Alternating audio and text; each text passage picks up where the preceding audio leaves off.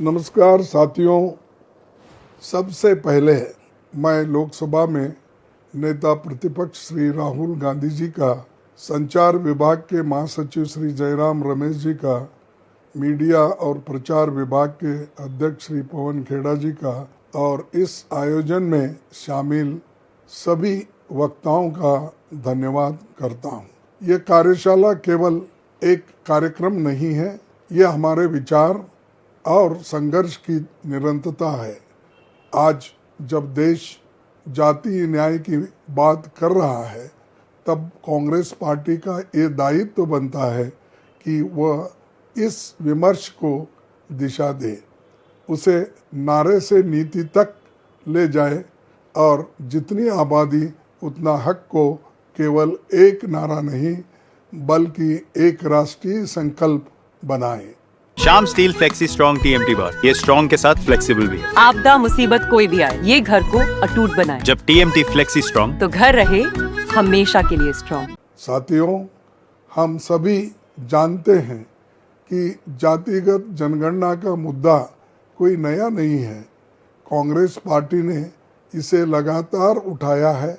हमारे घोषणा पत्रों में, संसद में, सड़कों पर और हर उस मंच पर जहां सामाजिक न्याय की बात होनी चाहिए, मैंने स्वयं अप्रैल 2023 में प्रधानमंत्री को पत्र लिखकर यह मांग दोहराई थी कि जाति जनगणना को तत्काल शुरू किया जाए। उस पत्र में मैंने साफ कहा था, जब तक हमारे पास सही आंकड़े नहीं होंगे, तब तक कोई भी सरकार ये दावा नहीं कर सकती कि वह सबको न्याय दिला रही है।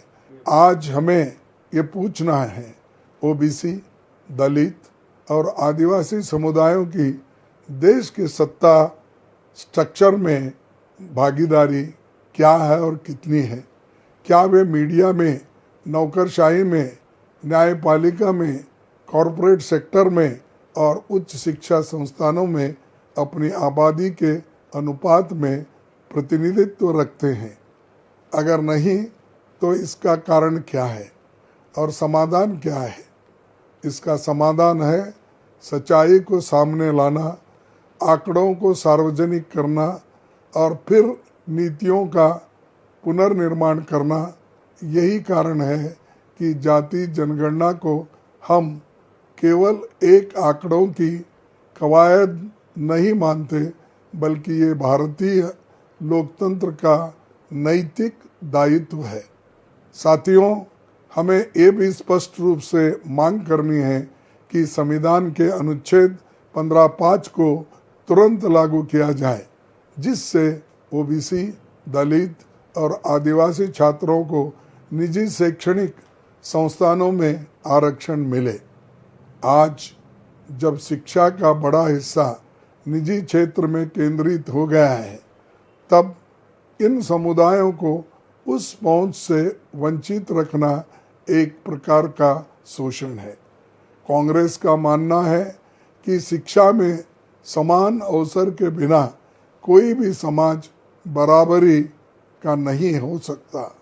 हमें ये भी सुनिश्चित करना होगा कि 50% आरक्षण की सीमा पर अब नए आंकड़ों के आलोक में पुनर्विचार हो।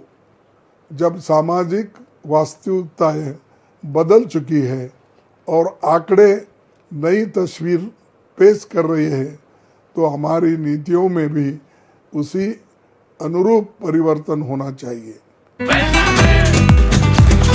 ये स्टाइल का मामला है। रूपा फ्रंटलाइन।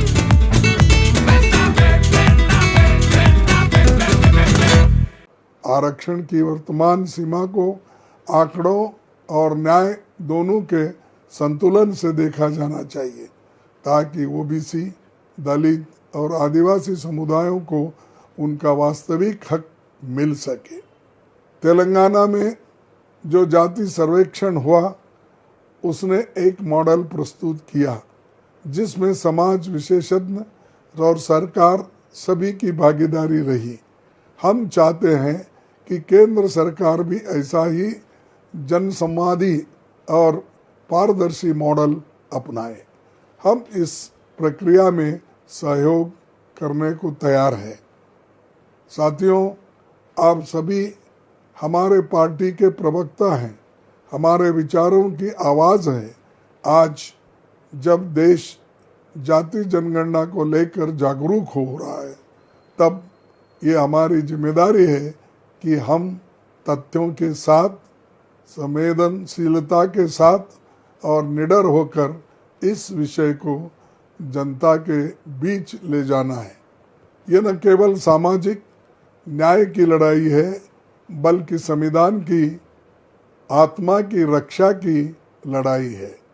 मैं आपसे अपील करता हूं कि इस अभियान को केवल चुनावी मुद्दा न समझे, ये हमारी वैचारिक प्रतिबद्धता है। आज का ये संवाद इस दिशा में हमारी एकजुटता का प्रमाण है। आप सभी को इस ऐतिहासिक प्रयास के लिए मेरी ओर से शुभकामनाएं। आइए हम मिलकर एक ऐसा भारत बनाएं जहां हर नागरिक की पहचान, गरिमा और अधिकार को समान रूप से समान मिले। जय हिंद, जय कांग्रेस, जय संविधान।